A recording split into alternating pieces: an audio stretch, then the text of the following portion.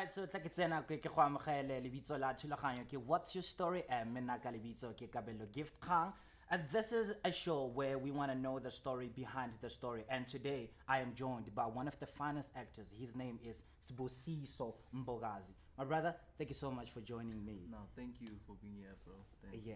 Thanks. So before we can get personal about the whole thing, I want to know, my brother, what is it that Sbusiso do as an artist? Sbusiso is he's an actor, a director, a writer, a dancer. I would say he's a theater maker. Yeah. Yeah. To just sum it all up, I'm a theater maker. Yeah. Yeah. And a brilliant one, I must say. Yeah. So when was the first time you actually realized that you had passion for whatever that you're doing right now? What was going on? Take me through it. The first time I realized that I have this calling for acting, it was in a very, very early age. But when I discovered that, okay, the push where the whole revelation of me having to be in the industry, in the acting career, it was when I lost my sister in 2010.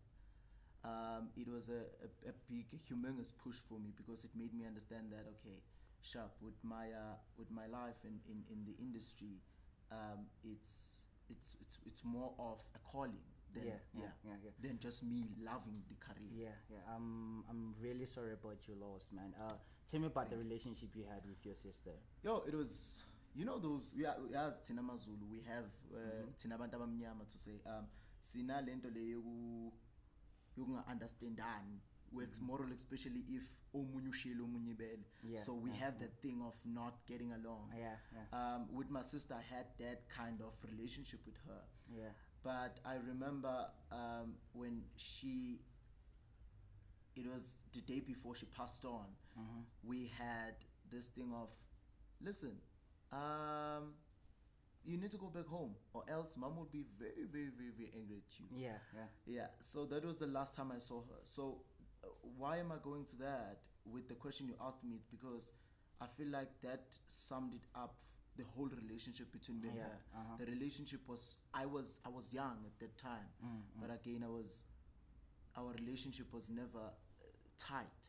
But it was there. It was there. As they say that God works in a mysterious way, and so it must have been a journey for you, you know. And you still have a long way ahead of you. So how has it been so far? Market Theatre have given I would first like to start with KCAP back in KZN. It have given me a very great platform to be a true person to myself. You know, to be who I am. Is it your company? No, it's a 10 months program institution. Which is led by Edmund Mhlongo. All right. The great director. So they gave me the first platform, and they gave me the understanding of what art is. And when I came to Market Theatre, it's all because of the KCAP Multi-Art Center. Market Theatre have given me so much power within artisan yam. It have given me a lot of understanding of who I am truly. So the journey have been an amazing one because I have met so many people, different people who have given me the understanding and the ability to become a great actor between these two spaces of theater and filming. So as an artist, what would you say makes you unique or different from other people, like different from other artists? What is that thing that you'd say that as Sbusiso kinaleona and batho ba bang ga bana yona? You know, as an artist, you need to understand first. You need to understand your calling before you understand your calling. You need to first understand your calling before you even understand the art itself. So I would say what is different with me, or what is unique about me, is that when I started art, when I find it myself within the art space and art industry, I find it myself with no money, with no mentality of that I need to make money with this, but I found it myself as, this is me, I'm actually a doctor. You know, I'm actually a doctor, and my audience is my patients. So that is the uniqueness of me. That I'm a doctor who's so you're actually healing them through the exactly art. yeah. So that is my unique. I That is how I am unique Yeah. within the art space and the art industry. I get you. Yeah. And you recently did a show called Moroz. That show was addressing masculinity, patriarchal patriarchy. system. You played a character of a person that I would describe as a not so open-minded person. Tell me about that character and tell me about the production, Moroz. It was a great production.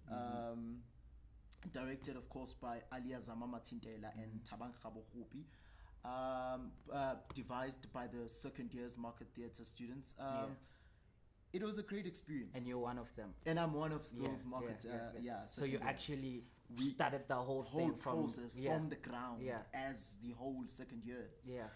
It was a great journey, and it's a great, super great production and journey to experience as a growing artist, because we were able to find certain things that we were never exposed to. You know, the abuse of women. It's not only the one in the surface here, but there are deeper things that when we were doing the research and everything, that we find it out. You know, small things that we are as men we are doing every single day, but we are not quite aware of them, you know. It exposes to so many things, and it kind of gave us the understanding of what really is a man. Do you understand? I was even there were such points where I even doubted myself that have I been, you know, have I been doing right by women? So it have been a great journey. And for Umkhele, which is your character, which is my character in the play, he is a typical Zulu man. You know, when you're talking about a typical Zulu man, Ubafo. So he was that person who understood and believed that the only right thing is coming from a Zulu person, a Zulu man, to be specific. You know. So it was mind blowing. It was mind blowing, and with a lot of experience, and it was very educational to actors. So it must have changed your perspective, the way you look at things. A lot. And right now, I believe that you're actually treating women way different than you used to. It is. It has pushed me to that, and I have now understood that smaller things they matters. That's awesome, man. Before I can go to my next question, what's next for you? Like, what are you doing next? I am working on my new piece, and I've just recently opened a company, Inkaba Theatre Production. Wow. And I am currently working on 2 productions under Inkaba, which is Inkaba and The Beginning of an End. Which I am working with Bridget, Mokwena, and Ritabile. Those 2 actors are very stunning actors who are very open-minded with the show. It's being produced by the Market Theatre. It speaks more about my life, which I'm suffering. I'm a survivor of testicular cancer. So it's the beginning of an end. It speaks about that, but I've combined the 2 because I didn't want to focus more on the testicular cancer. I wanted to focus on the point of we can survive as people if we unite. You know, it speaks of love, miscarriage, and testicular cancer. It's such an amazing show. Testicular cancer. Yes. Tell me about it. How did it affect your life, like as an artist or as an individually? It affected me so much because as a result, I have to adapt to so many things. At the same time, it limits me. Because as a person who's going in process of testicular cancer, you have one, you can't be more physical. Because you need to be, you know, because it affects the organs and everything. So as a survivor and as a person who is living with the cancer, I have seen so many I have limited myself to so many opportunities. It was only then on last year when I was like, you know what, God have always been in my side. Now I need to take a stand. I need to have an understanding of who I am and where I'm going with my art. So this thing of me being sick, it must step aside. It must be on aside. And I've put it myself in the deep shore and working so hard. Yeah. Even in Moroz is a physical theater piece. I'm in it. And by the way, I've seen it. Yeah. And so it have affected me in so many ways. Even now it's still affecting me, but you just need to not focus on that. Yeah. Well, I must say two things. Congratulations on your company. Thank you. Is it called Inkaba? Yeah. And number two, I'm actually proud of you that you're not allowing circumstances to stop you. You're actually pushing through, I'm actually proud of you, and I'm sure that there are actually young artists out there who are actually saying that I actually have a problem, I've limited myself, and you know what, after I heard what Sbusiso said, I'm actually gonna do what I'm supposed to do regardless of what I have. You're not letting the limitations stop you. You're breaking through the boundaries. I'm interested. I'm not I don't consider myself an artist, but I want to know, can you feed your family by being an artist? You can. You can. But with that question, I would say, you can. Let me just say you can feed your family with being an artist. Looking at Billy Langa. He's my inspiration. And by the way, Billy Langa was supposed to be here and he didn't make it. Billy, I'm angry at you, my brother. I am. I understand. He actually has a class. So he inspires me in so many ways. He's a theater person. We tend to forget what we are trying to build when we are becoming artists. We tend to look at, I need to get jobs so that I can feed my family. Whereas you need to, there is even this a quote in the Bible that says, okuhle nomusa uyangilandela. Surely goodness and mercy shall follow me. Do you understand? So I live on to that quote because it actually pushes me to never focus on making money, but to focus on making me and making my patients, the audience, understand that life it can be told in so many stories. Then the goodness and everything it will follow me. I just played a vital role, like in the struggle, apartheid. Up to today, art still plays a vital role in our daily lives. But I want to know from you: do you feel like artists are being celebrated enough by the government, by the society, by the people? The first time I started my program back in Durban, I started it because of feeling that we are not being recognized first as artists.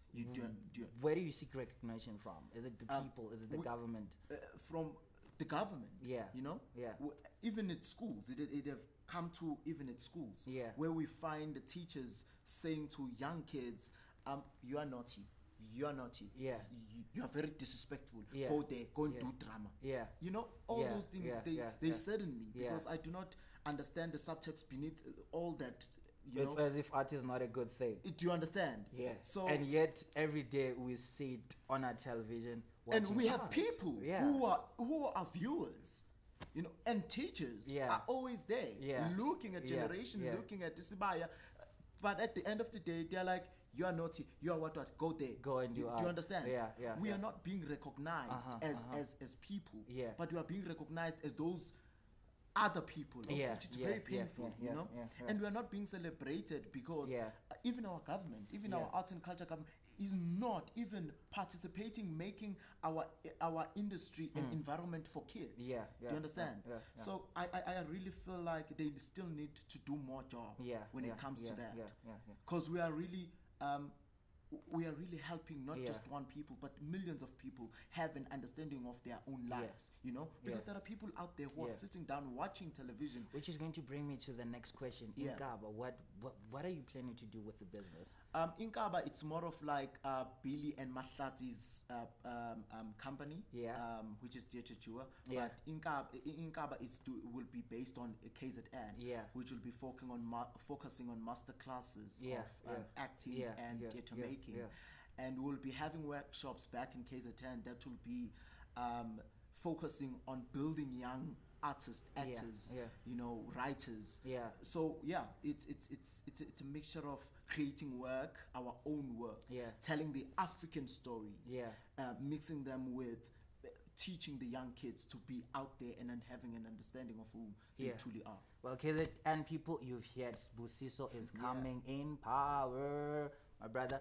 I've seen people, you know, I've seen artists at the top, like people that we consider legend or people that we considered great artists, but now they're at a state where I'm not going to use the word fallen, but they're at a state where they're not good financially.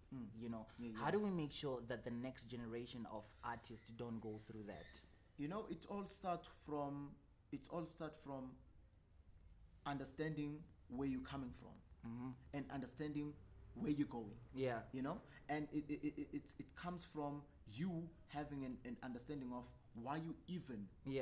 It's a calling. It goes back to that. You know? The young generation, the young actors, they need to understand that the calling is the one that will feed you in the future. And we need to have a mentality. You know, there is a tendency that have been going around with the artists that if you do not smoke nor drink, you're not a true artist. Which is not which is a fault for me. You know? I don't drink, I don't smoke. It's not because of my sickness or whatsoever, but it's because of the decisions you know that I've made in my entire in my life. For that I need to have an understanding of certain things so that when I have this breakthrough in my life of being in the industry and being well known by people, then I will be able to make sure that these decisions that I've created for myself, they manifest and they stay with me. I love one thing that you just mentioned, being well known. You know, I've seen so many people being destroyed by ego, being destroyed by fame. You know, how are you going to make sure that as a Sbusiso you don't fall into that trap? You know, sitting with the people like Abo Pili, Abo Mahlati, Abo Vice, Abo Umpile, they grow you. They grow you to understand and they grow you to have the understanding of that it's not about fame. It's never about fame. And moral, especially if it's a true calling, it's not about fame. You keep on mentioning the word calling. What do you mean exactly by it? You know, being an artist, being a theater maker, it's a calling. Ubizo, we say ubizo, because you're not ufana njengenyanga or isangoma. You see, when you are here, you when you are creating work, or when you are in the industry, or when you are in the process of creating a production or something, you tend to have this thing. You always feel uncomfortable until you do that thing. Exactly. You know, there is this push and this spirit being here on your shoulders to tell these kind of stories. That is how I work. I listen to my ancestors to tell me to breathe within me in order for me to take that out. So it's a calling. If it's not a calling, if you are just feeling that no, it's a career that I want to do, then I'm telling you, you're in a very, very wrong industry. Like who do you look up to, like in the entertainment industry or in the theater industry? Billy Langa. Yes, he is he's my inspiration. Why do you choose Billy as your inspiration? I don't know. The first time I was taught by Billy, I find it myself within him. Billy is he can. I once asked him to come and watch my piece, one of my dance piece, and he was like to me. And I was very skeptical about me being a dancer. I was like, I don't know if I'm a dancer. And he was like, no, you're like me. You're not a dancer. You're a mover. You need to have an understanding of between these two things. There is a mover. And there is a dancer. And there is a dancer. If you're a mover, you are able to dance. And I was like, okay.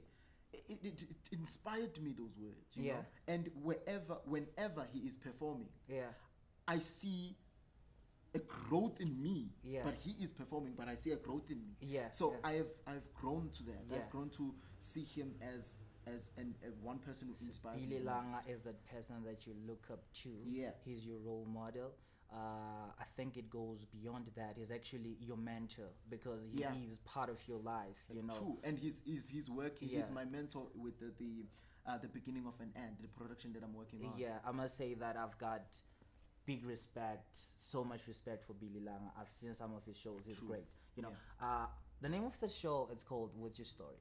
You know, there's probably a story about you that people don't know out there that you want to share. What is it?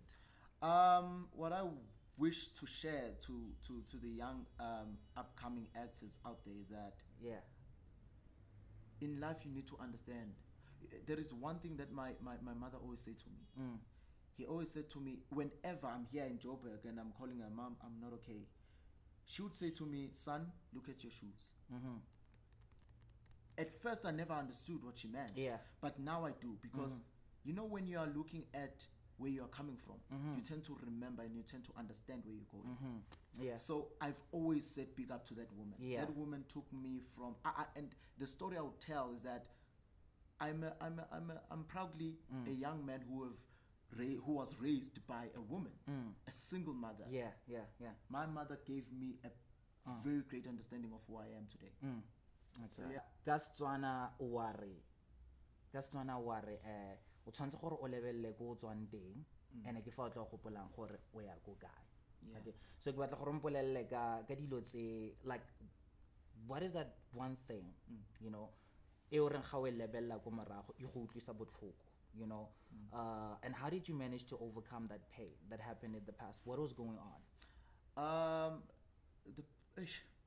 I would say it was me having an understanding of that I have to live with testicular cancer for the rest of my life.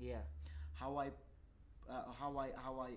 came out from that, from those obstacles. I remember when I sat down with my mom and I was like, I still can't believe I love kids. And my mom was like, you need to understand one thing. When there is, I might mistake him, but he is in the Bible. When he was wathathelwa konke, imfuyo yakhe yonke into. That's Job, Yes, Job. Wathathelwa yonke into. But he remained. You know, he remained in his Christ. He remained in him believing in God. My mother said that to me. He was like, "Fana no Job and fana." You will have an understanding of what life is. So I didn't want to ask you what testicular cancer means. I don't know anything about it. So you're actually saying that Jaga Sbusiso, you can't actually have bana. All right. But I believe that you are actually going to be a father to the nations. You know, they don't have to come out of your loins. You know, you're going to be a father. You know, it doesn't take a seed or it doesn't take a sperm to be a father. You know, you should know that because of you are part of the Moroz crew. You know, I must say that I respect you so much, my brother. Thank you very much. I respect you so much. So ke ne le ona thulaganyo ya rona ke na le Sbusiso. Sbusiso ke rata go tsana go ke go leboge ka go tla ke rata gore o bolelle batho gore ba ka go kry ka social media ga go keng ba ka go tshwara mo kae.